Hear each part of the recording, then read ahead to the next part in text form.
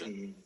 그러니까 지난주에 제가 설명한 그 칼빈의 성령론, 그래서 하나님 나라 잔치에 그 앞에 부름을 받은 것, 그러니까 그리스도의 식탁으로 우리가 들림을 받아서 올라가는 그런 해석은 네, 들어봤는데 베르커를 읽으면서, 그런데 실제로 그 떡을 뗄 때에 눈이 열려서 부활하신 줄을 알아보는 거, 그리고 그게 연속성을 또한 동시에 알아보는 이런 해석은 굉장히 참신한 것 같아요.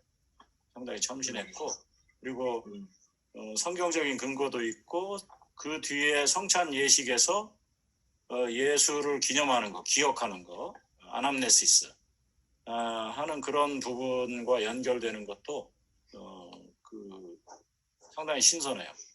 그리고 우리가 뭐 성경적으로 아주 합당하니까, 그렇죠?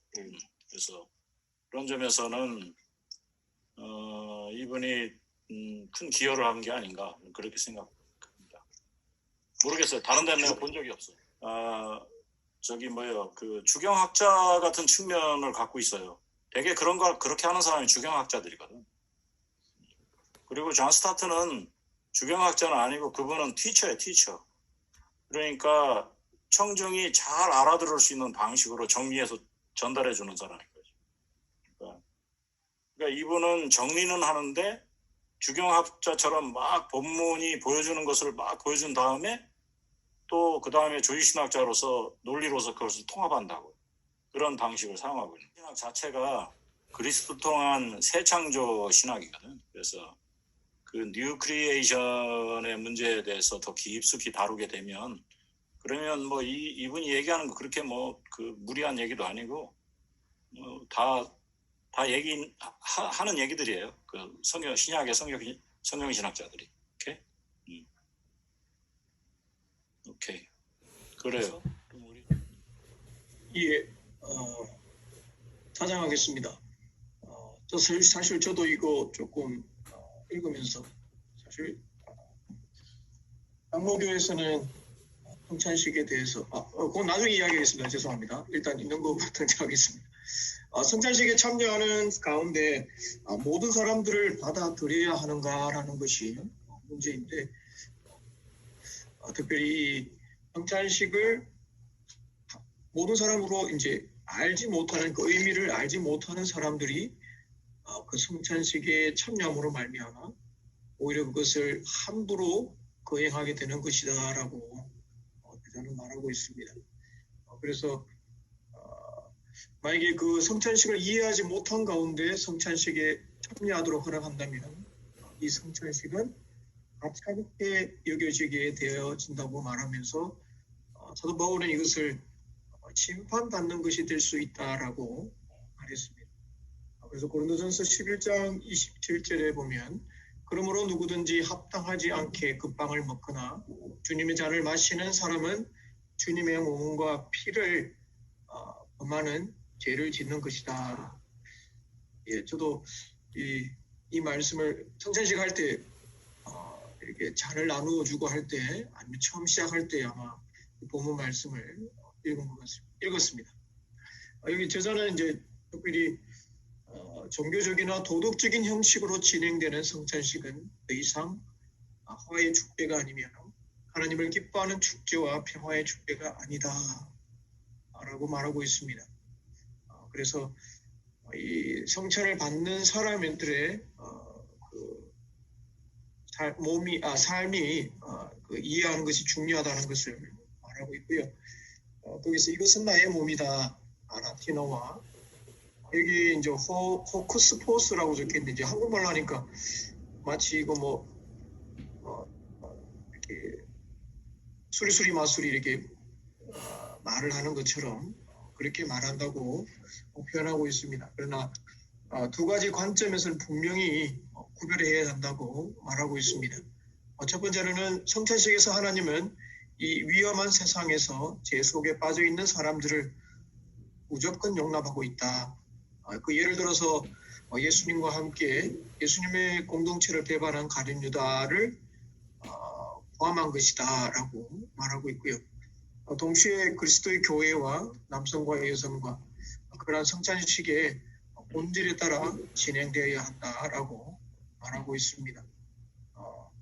그래서 성찬식은 참여한 모든 사람들을 무조건적으로 용납해야 한다는 것을 주의 깊게 살펴보아야 한다고 했습니다. 특별히 첫 번째 성찬식에 받은 사람을 보면 예수님을 배반한 가룟 유다도 있었고, 예수님을 부인한 베드로도 있었고, 예수님을 버리고 도망친 모든 제자들도 포함되어 있습니다. 여기에서는 무조건적으로 받아들이는 것, 성찬식이 도덕적이며 교회 법적인 감시 장치로 오용되어서는 안 된다고 말하고 있습니다. 그래서 이 성찬식은 유크라스티, 하나님에 대한 감사의 의미로 축제와 앞서 말한 공동 식사의 축제와 함께 하나님과 사람의 화해에 감사의 축제가 되어야 하며, 사람과 사람의 상징적인 화해가 성찬식에서 따로 떨어져서는 안 된다고 말하고 있습니다. 여기 보면 고린도 교회에서 함부로 먹고 마셨다라는 것은 무엇을 말하는가? 첫 번째 해석은 성례전에서 공동체로 서로 상호 연결이 되고 하지만 한 공동체에서 비사회적으로 나누어지고 있다는 겁니다. 고린도 교회에서 11장에 보시면 21절을 보면 이는 먹을 때 각각 자기의 만찬을 먼저 갖다 먹으므로 어떤 사람은 시장하고 어떤 사람은 취함이니라. 앞서 말한 것처럼 어떤 분들은 먼저 와서 밥을 예찬하기 전에 먼저 식사를 하신 분도 있고, 나중에 오신 분은 또 먹지도 못하고, 그리고 또 가난한 사람은 먹고 싶어도 사오지 못하는 그런 고린도 교회의 여러 가지 일들이 비교하면서 바울은 너희가 먹고 마실 집이 없느냐, 너희가 하나님의 교회를 업신여기고 빈궁한 자들 부끄럽게 하느냐라고 질문하고 있습니다. 그래서 고린도 교회에서 성찬식을 왜곡시킴으로 오히려 그들의 해가 되고 합당하게 하지 않은 그 진행함에 대해서 주님의 몸과 피를 범하는 죄를 짓는 잘못을 했다고 말하고 있습니다. 그래서 첫 번째 설명에 의하면 사도 바울 시대 때는 먼저 배고픔을 채우는 일반 만찬 식사가 있은 후에 그 후에 성찬식을 거행했다고 했습니다. 그래서 그것을 애찬이라고 했고요. 그리고 성만찬은 감사의 유크리스티라고 분리되어 있다고 말했습니다. 두 번째 설명 성찬식은 명백한 자기 중심주의와 사회적인 잔인성이 있다라고 했습니다. 그래서 바울의 권고는 집에서 먹는 개인 식사와 성찬식은 분명히 구별해야 한다는 것을 말하고 있고요. 아울러 신학자였던 호스피스는 고린도 교회의 성찬식을 말해주면서 주님의 식사로서 성만찬은 주님의 떡과 주님의 잔, 다시 말하면 본질적으로 공동 식사를 포함하여 두 가지 예식으로 이루어진다고 했습니다. 그래서 이 공동 식사가 정의가 결핍되고 사랑이 없는 모습으로 결코 왜곡되어서는 안 된다고 합니다. 그래서 사람들은 기다려줘야 되고 서로 나누을 수 있을 때에 아름다운 사랑이 전해진다고 말하고 있습니다. 그렇지 않으면 오히려 만찬의 축제는 서로를 판단하고 심판하게 만들게 되고 있습니다. 이어서 성찬식에 사용되는 포도주 대신에 포도즙, 요즘 우리는 포도 주스를 쓰죠. 가능한가? 그때 그 당시에 글 썼을 때는 이것이 웃음거리가 될 수도 있다고 했는데, 사실 우리는 지금 포도주도 쓰지만 사실은 포도즙을 많이 사용하고 있습니다.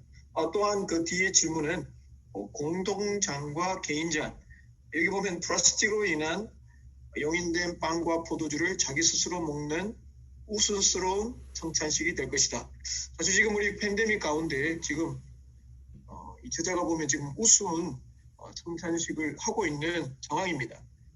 그러나 이제 서로 질병이라든지 전염성을 생각하면 지금 상황에서 또 버추어로 또 서로 이렇게 예방하면서 또 그리고 팬데믹 상황 가운데서 성찬식을 잘 지혜롭게 하는 것이 필요하다고 생각합니다.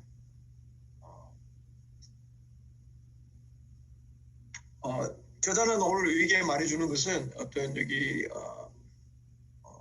알코올 문제, 아까 포도주와 포도즙. 저도 어릴 때 한번 교회에서 이제 매년 포도즙을 담아서 이렇게 중학교 때인가요? 먹었는데 너무 진해가지고 이게 이런 맛이구나. 성찬식이 와가지고 그것을 이렇게 기다려지는 그런 시간도 있었습니다. 고백하네요. 예. 지금 우리 사회는 이제 사실 어떤 접촉과 전염에 대한 두려움 때문에 공동의 잔보다는 이렇게 세퍼레이트 되어지는 그런 컵을 사용하고 있습니다. 예. 그래서 의사는 어떤 것을 스스로 판단하거나 비판하는 것이 아니라 합당하게 성찬식을 진행해야 한다고 말해주고 있고요. 그래서 결론은 하나님이 위험하고 죄의 권석 속에 빠진 세상에 속한 사람들을 무조건 받아들이는 축제다라는 겁니다. 그렇게 받아들여질 때에 그리스도 교회의 공동체를 대적하는 원수들조차 포함된다라고 말하고 있습니다. 저희 장로교에서는 세례를 받지 않으면 성찬식에 참여할 수가 없습니다. 입교자만 할 수 있는데 사실 제가 이렇게 군목으로 이렇게 다른 부대나 이렇게 참석하고 성찬식을 하면 이 말을 할 수가 없더라고요. 왜냐하면 여기에는 non-denominational 이제 군인들도 있고 그래서 누구든지 주님을 영접하는 자, 주님을 나의 구주라고 고백하는 자들은 모두 웰컴합니다라고 초대를 합니다. 이상입니다. 이상이고요. 여러 가지 많은 언급이 있었지만 특별히 성찬식에 참여하는 자들을 무조건 받아들이느냐 안 받아들이느냐 그에 대해서 저자는 서로 용서와 화해를 강조하고 있습니다. 이상입니다. 예, 감사합니다. 이번에 다루는 이 본문도 상당히 샤킹했어요. 나로서는 아주 샤킹한 부분인데, 그것은 이제 성찬에 대한 어떤 견해를 바꾸게 되는 그런 특별한 계기를 줬다고 보는데, 그것은 이제 이 저자가 미카엘 벨커가 여태까지의 소위 교회 전통에서 흥미롭게도 성찬의 제정과 관련된 그 공관복음서의 그 본문에서 빠뜨린 부분이 있는데 바로 이 부분이라고 봤어요. 그게 아주 흥미로운 지적이에요. 그게 뭐냐면 그 잡히시던 밤에 성찬식을 하셨는데 그 자리에 가룟 유다도 있었고 베드로도 있었고 다들 도망간 제자들도 있었다는 거예요. 그리고 지난주에 이제 정영만 목사님이 문제 제기를 해서 제가 이제 쭉 성경을 살펴보긴 했는데 거기서도 이제 그때 제가 말씀드린 것은 신약 성경의 그 복음서의 본문들은 가룟 유다가 성찬식에 참여했는지 안 했는지 모호하다. 내가 그렇게 말씀드렸어요. 그건 현상이 그대로인데 지금 이제 벨커는 뭐냐면 그것을 더 적극적으로 뒤집어서 적극적으로 해석했죠. 가룟 유다가 성찬식에서 배제됐다고 명시하고 있는 본문은 없다. 뭔지 아시겠죠? 똑같은 말인데 강조점이 달라요. 강조점이 달라. 그러니까 그러면서 교회 역사에서도 이디오피아 정교회의 한 가지 해석 이외에는 거기서는 가룟 유다는 성찬식이 베풀어지기 전에 떠났다라고 말하고 있는데 그 이외에는 기독교 전체 역사에서 가룟 유다가 성찬식에서 배제됐다라고 말하는 경우는 한 번도 없었다는 거예요. 이게 놀라운 얘기죠. 그렇죠? 근데 여기에 대해서 이 베르커가 아주 흥미로운 그 얘기를 전개해요. 그것은 뭐냐면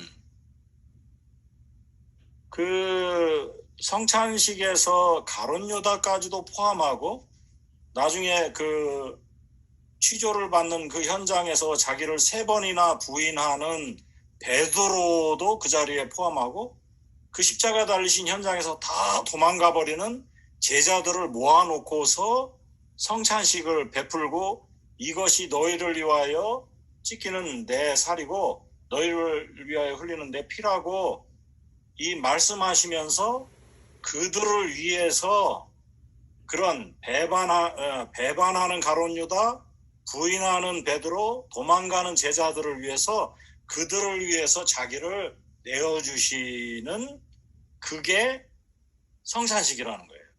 이 그 굉장히 그 흥미로운 포인트예요. 그게 그렇죠? 이게 정말 저는 이제 그 벨커가 거기까지 해석할 줄은 몰랐는데 그게 이제 그 십자가의 대속의 의미가 전달되는 그러니까 심지어 배신하는 가룟 유다를 포함해서까지도 자기를 내어주시는 것으로 해석하고 있다 이 말이죠. 그리고 부인하는 베드로를 포함시켜서 자기를 내어주시는 그게 제정했고 그들을 또 불러 모아서 그렇게 그것을 계속해서 그들이 기념하도록 만드셨다는 그런 얘기를 하고 있습니다. 물론 이제 우리 허 목사님이 이제 그 문제를 언급했듯이 그러면은 성찬식에 전혀 준비되지 않은 사람들도 포함되느냐 그것은 아닌 것 같고 그러니까 그리스도의 몸에 포함되어 있는 사람들이라고 하는데도 충분히 배신할 놈도 포함해서 이게 성찬식이 이루어진다는 거예요. 그 안에서 예? 안 목사님 교회에서 보니까 저 사람 분명히 내 등에서 칼을 꽂을 사람인데 그럴 사람도 포함해서 성찬식을 기꺼이 예수님께서 그런 사람들까지 해도 자기를 내어주셨다는 거 그거를 강조하고 있다는 말이죠. 이게 굉장히 그 흥미로운 포인트예요. 그러니까 그 밤에 그 성찬식에 그런 의미까지도 포함해서 성찬식이 이루어졌다는 거. 근데 제가 볼 때는 이건 그 벨커의 혼자만의 주장은 아닌 것 같아요. 오케이. 예. 왜냐하면 실제로 앵글리칸에서도 누구나 다 오라거든요. 성찬할 때. 그날 처음 교회 나온 사람조차도. 예. 그리고 그 사람이 무슨 고백을 하느냐도 묻지도 않았어요. 그냥 다 초청하는 거죠. 예, 그렇게 하면은 뭐 다 나가서 원하는 사람은 받을 수 있고. 예. 오케이. 그래요. 그러니까 성찬식의 그 제정되는 순간에 사도 바울이 분명히 고린도전서에서 인용하면서 잡히시던 밤에라고 그것을 포함시켜서 언급하고 있거든.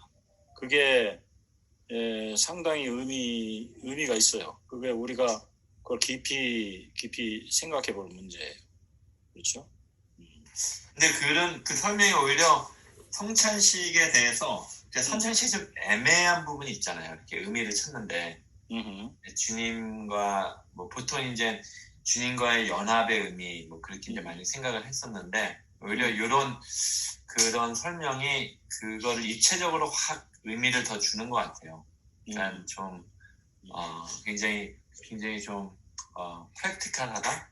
예, 제가 참여할 때도 좀 마음이 더 경건해질 것 같고 예수님이 어떤 의미를 했는지 무엇이 사역인지 무엇이 나눔인지 펠로우십에 대해서도 더 깊은 생각이 될 것 같고 되게 도움이 많이 되는 것 같아요. 오케이. 그래요. 그 다음에 이제 여기서 이제 벨커가 아주 예리하게 지적하고 있는 이거는 상당히 예리한 부분이기 때문에 논리적으로 잘 따라오셔야 돼요. 그러면 자기를 살핀다는 게 뭐냐라고 했을 때 이게 흔히 너희들 속에 음욕 있잖아. 너희들 도적질하고 싶은 마음 있잖아. 거짓말했잖아. 이렇게 그거 살펴봐.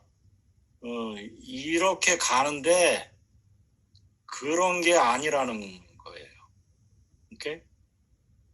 여기서 우리가 그렇게 됐을 때는 성찬을 집례하는 사람이 집례하는 입장에서 성찬에서 도덕적인 판단을 하는 사람으로서 재판관으로서 또 양심을 촉구하고 추구하는 사람으로서 성찬을 집행한다는 거예요. 그래서 사람을 배제시키는 논리를 자꾸 하고 있다는 거예요. 그런 도덕적인 측면에서. 그런데 예수님의 성찬에는 그런 도덕적인 판단자는 없다 이거예요. 그럼 바울이 뭐를 살피라고 했느냐 그랬을 때 성찬이 성찬되게 하지 못한 고린도 사람의 행습을 그 뒤에 표현하고 있는데 그때에 아유 저런 사람이 무슨 성찬에 와 저렇게 지저분한 사람이 웬 성찬에 와 저런 노동자가 저런 노예가 저렇게 가난한 사람이 우리끼리 뭐 그렇게 하지 이러한 어떤 불의한 사람을 대할 때에 그 불의하게 사람을 대하는 자기의 일원으로 받아들이지 않고 그걸 배제시키는 그런 성찬에서 그런 게 자기 마음속에 있는지 보라는 거죠. 그게 그렇게 봤을 때는 제가 미국 신학교들에서 백인들이 성찬을 한단 말이에요. 그럴 때 아시안들이 참석하는 거 꺼려요. 이렇게 예를 들어서 이제 제가 그 세인트루이스의 카버넌트 신학교 다녔을 때 거기 옆에 거기에 유명한 루터런 신학교 콘콜디아 신학교라고 거기에는 자기들 루터런 이외에는 성찬을 받지 못하게 해요. 이렇게 그리고 이 사회적으로 그런 식으로 그걸 배제한다고 그 사람으로 취급하지 않지 자기 공동체 일원으로 취급하지 않는 거지. 그러한 죄가 그게 가장 여기에 고린도 사람들의 그러한 잘못된 행습에 가장 두드러진 것입니다. 여기 사람을 무가치하게 여기는 그런 거 그렇죠? 그러니까 이 점을 우리가 잘 생각해 볼 필요가 있어요. 그러니까 이런 거는 이거는 그냥 비유로 하는 거니까 뭐 상처받지 않기를 바라요. 재건교회에서 잘 저질러질 수 있는 그런 거지. 재건교회의 그러한 순교자의 스피릿을 갖지 못하는 저 배신자들 이런 거일 수 있어요. 기독교 교리도 정통 개혁 교리도 모르는 그런 비장로교회 사람들 이런 거 이런 성찬 참석하지 못하게 하는 그런 거 그렇죠? 또 그다음에 참된 믿음에 대해서 알지 못하고 예정론이니 뭐니 하면서 하는 그런 비베프티스트들 이렇게 배제하는 거 그런 것들이 여기에 고린도 사람들이 저지르는 그러한 인저스티스 불의에 해당한다고 우리가 생각할 수 있습니다. 그렇죠? 그리고 뭐 나는 우리의 가정에 대해서 우리 아이잭이 다운 증후군을 갖고 있는데 그러면은 아주 정상적인 인텔리적인 사람은 저런 사람이 뭔 의미를 가지고서 성찬에 참여하겠어? 이렇게 생각할 수 있다 이 말이죠. 그렇죠? 그런 것들이 여기에서 자기를 살피고 했을 때에 중요한 측면이라고 우리가 생각할 수 있습니다. 그러니까 여기서 그러니까 아주 핵심적인 그 논점 중에 하나는 아까도 제가 말씀드렸지만 성찬을 집행하는 사람이 당신이 속에 그 영적으로 간음했는지, 영적으로 도적질했는지, 영적으로 거짓말을 했는지 이런 거 살펴보십시오. 이런 식으로 얘기하는 그러한 성찬 집행의 논리는 거기서 도덕적인 그 판단을 하는 그런 재판관 노릇을 하고 있다는 거예요. 그게. 그런데 내가 볼 때는 글쎄 좀 청교도적인 개혁주의자들이 그런 경향이 있는 것 같아요. 그런 사람들이. 근데 그런 식의 배제가 아니고 다른 식의 배제를 추구하는 그런 잘못들을 사도 바울이 거기서 지적하고 있다는 거. 형제에 대해서. 그 점이 우리가 생각해 볼 그런 지점인 것 같아요. 오케이? 그래, 오늘은 우리가